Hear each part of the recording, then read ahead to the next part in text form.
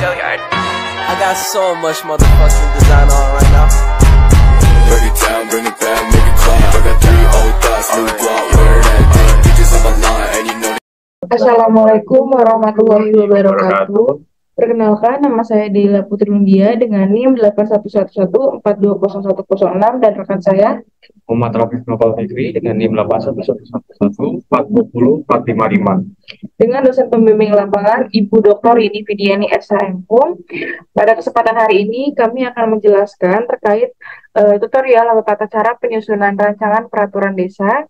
Yang pertama yang harus dipersiapkan atau hal yang perlu diperhatikan adalah ukuran kertas, yaitu size kertas dengan 21 cm x 33 cm atau sama dengan ukuran kertas F4. Kemudian untuk penggunaan font sendiri, kami menggunakan font Bookman Old Style dengan ukuran 12 dan ukuran spasi 1 sampai dengan 1,5 sesuai dengan kebutuhan. Selanjutnya ada bagian judul atau bagian yang paling pertama, yaitu seperti bisa dilihat pada bagian layar, ada rancangan peraturan desa. Untuk nama desa, nanti nama desa, kecamatan, dan kabupaten itu disesuaikan dengan lokasi di mana peraturan desa tersebut dibuat, dan tahun juga disesuaikan dengan kapan peraturan desa itu dibuat. Untuk bagian judul sendiri, sebenarnya judul peraturan dibuat secara singkat dan mencerminkan isi peraturan. Kemudian judul peraturan menggunakan bahasa Indonesia yang baku. Judul peraturan juga tidak menggunakan istilah asing. Apabila memang harus menggunakan istilah asing, maka dicari padanan kata dalam bahasa Indonesia yang baku. Kemudian tidak diperkenankan terdapat singkatan atau akronim dalam judul peraturan. Kemudian judul ditulis seluruhnya dengan huruf kapital yang diletakkan di tengah margin tanpa diakhiri tanda baca. Selanjutnya bagian pembukaan.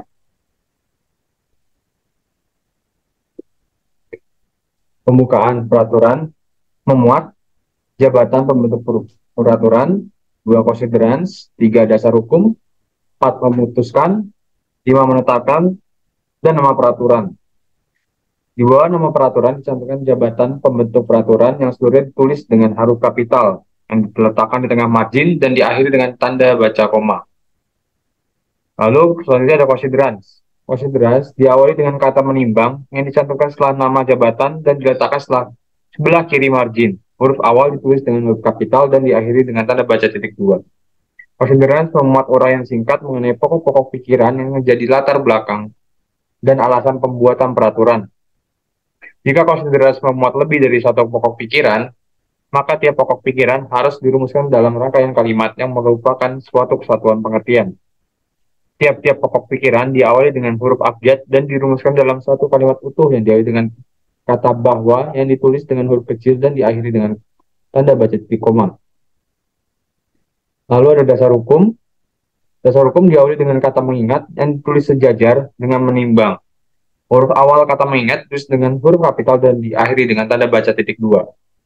Dasar hukum memuat kewenangan pembuatan peraturan dan memuat peraturan perundang-undangan yang memerintahkan pembuatan peraturan tersebut atau yang mempunyai kaitan langsung dengan materi yang akan diatur.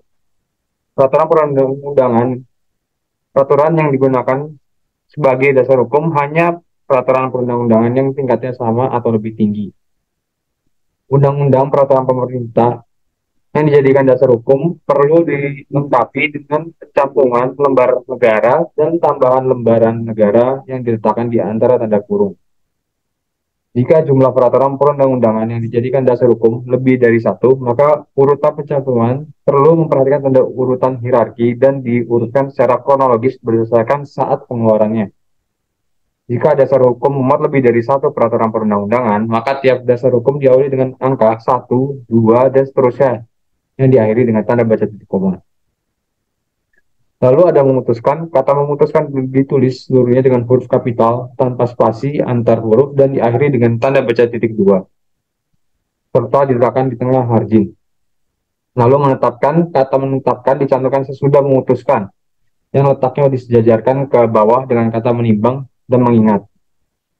Huruf awal kata menetapkan ditulis dengan huruf kapital dan diakhiri dengan tanda baca titik 2.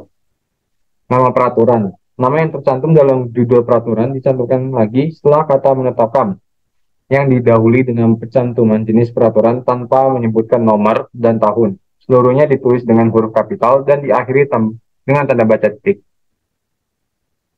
Selanjutnya dalam bagian batang tubuh. Untuk batang tubuh peraturan sendiri bersifat mengatur memuat semua substansi atau materi peraturan yang dirumuskan dalam pasal-pasal. Pasal merupakan satuan aturan yang memuat satu norma dan dirumuskan dalam satu kalimat yang disusun secara singkat, jelas, dan tegas. Kemudian pasal diberi nomor urut dengan angka. Angka dan huruf awal kata pasal ditulis dengan huruf kapital.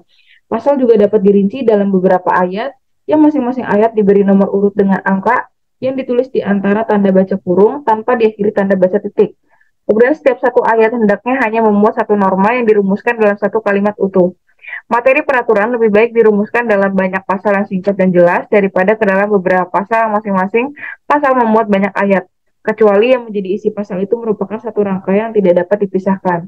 Selanjutnya, pada umumnya materi dalam batang tubuh dikelompokkan ke dalam beberapa bagian. Yang pertama ada ketentuan umum, yang kedua materi pokok yang diatur, yang ketiga adalah ketentuan peralihan apabila diperlukan, yang keempat ketentuan penutup apabila diperlukan, dan ketentuan peralihan apabila diperlukan, dan yang terakhir ketentuan penutup.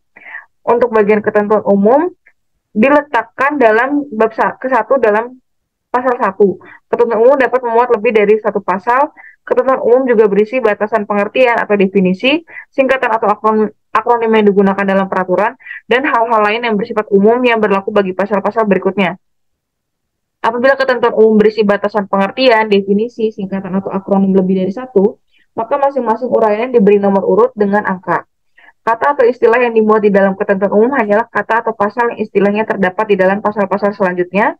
Dan jika atau kata istilah itu hanya digunakan satu kali, namun kata atau istilah itu memang perlu dijelaskan pengertiannya, maka kata atau istilah itu diberi definisi pada pasal awal yang bersangkutan. Kemudian untuk materi pokok yang diatur, Lalu selanjutnya materi pokok yang diatur. Materi pokok yang diatur ditempatkan langsung setelah bab ketentuan umum atau pasal ketentuan umum jika tidak ada pengelompokan dalam bab. Pembagian lebih lanjut kelompok materi ini didasarkan pada luasnya materi pokok yang bersangkutan. Materi yang diatur dalam peraturan kepala. Materi yang diatur dalam peraturan merupakan materi limpahan dari peraturan yang lebih tinggi tingkatnya.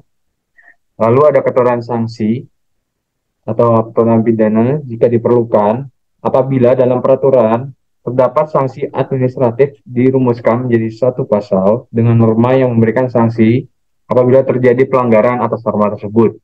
Jika norma yang memberikan sanksi terdapat lebih dari satu pasal, sanksi dirumuskan dalam pasal terakhir dari pasal tersebut.